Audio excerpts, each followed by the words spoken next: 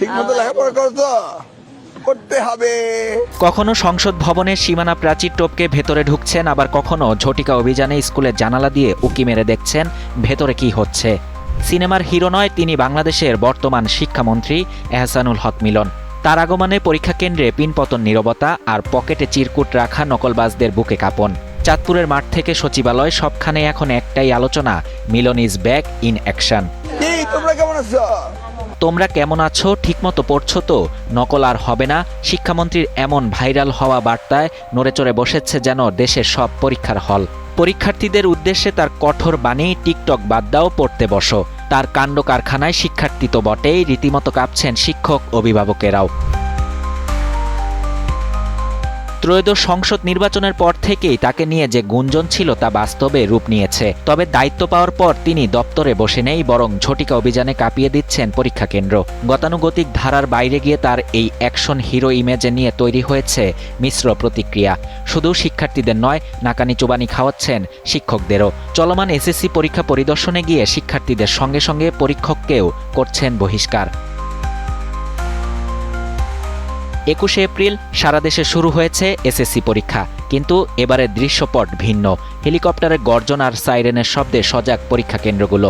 অতীতের সেই নকল বিরোধী লড়াকু নেতা এবার পূর্ণমন্ত্রী হিসেবে আরও তেজস্বী। পরীক্ষার প্রথম দিনে তিনি হানা দেন বেশ কিছু ঝুঁকিপূর্ণ কেন্দ্রে। উদ্দেশ্য স্পষ্ট, পরীক্ষায় কোনো ছাড় নয়, অনিয়ম চোখে পড়া মাত্রই হাতে নাতে ব্যবস্থা। এক পরীক্ষার্থীকে বহিষ্কার এবং দুজনের খাতা জব্দের ঘটনা ছড়িয়ে পড়ে মুহূর্তেই। শিক্ষামন্ত্রীর এই মারকুটে মেজাজে সাধারণ মানুষের মধ্যে বইছে দুই ধরনের বাতাস। কেউ কেউ খুব খুশি, কেউ কেউ আবার বলছেন বাড়াবাড়ি হচ্ছে। বাচ্চারা আতঙ্কে থাকে, আমরাও আতঙ্কে থাকি। আমরাও বলি কখন জানি উনি আসে। এটা বাচ্চারও থাকে, আমরাও থাকি। এখানে অপেক্ষা করছি কারণ বাচ্চা খুবই নার্ভাস বর্তমানে। কারণ যে শিক্ষামন্ত্রী যে কোথাও ওদেরকে বলছে, ওরা অনেকটা নার্ভাস হয়েছে, তাদের সাথে সাথে আমরাও নার্ভাস। সমর্থনকারীদের মতে শিক্ষা ব্যবস্থায় যে পচন ধরেছিল তা দূর করতে এমন শক থেরাপির প্রয়োজন ছিল। শৃঙ্খলা ফেরাতে কঠোরতার বিকল্প নেই। এদিকে একাংশ প্রশ্ন তুলছেন পদ্ধতির ওপর, এদিকে জেনজি শিক্ষার্থীরাও যেন মেতেছেন শিক্ষামন্ত্রীর বিতর্কিত এমন কাণ্ড কারখানা নিয়ে। কেন্দ্রে কড়াকড়ি থাকলেও সাধারণ শিক্ষার্থীরা জানাচ্ছে তারা ভীত নয়, বরং নকলমুক্ত পরিবেশে তারা পরীক্ষা দিতে পারছে স্বস্তিতে। তাদের দাবি, যারা প্রস্তুতি নিয়ে এসেছে তাদের জন্য এই কঠোরতা আশীর্বাদ।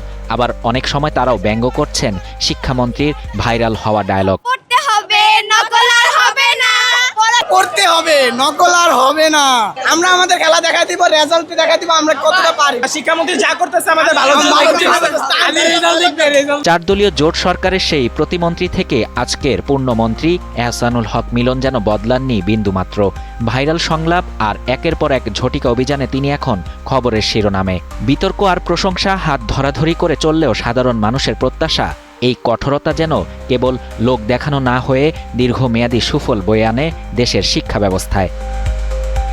শাহরিয়ার শাফাত, বাংলা নিউজ 24।